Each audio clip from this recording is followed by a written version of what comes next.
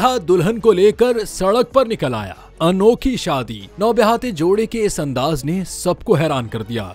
Video viral. शादी के लम्हात को यादगार बनाना हर किसी की ख्वाहिश होती है, इसीलिए लोगों की ख्वाहिश होती है कि अपनी शादी को यादगार बनाने के लिए कुछ ऐसा करें जो सबसे जुदा भी हो। ऐसा ही कुछ मिस्र में हुआ, जब एक नौबहाता जोड़ा सुबह सवेरे काहिरा की सड़कों पर घूमता रहा और लोगों से खूब मुबारकबाद वसूल की। लोगों ने गाड़ियों के हॉर्न और हाथ हिलाकर उन्हें मुबारकबादें दी। मकामी फोटोग्राफर ने बताया कि इस जोड़े ने शादी के अखराजात कम करने के लिए ये तरीका अपनाया और शादी के लिए जमा रकम को उम्रा करने के लिए इस्तेमाल करने का फैसला किया, ताकि उनकी अज़दवाजी जिंदगी शुरू से ही खुशगवार रहे।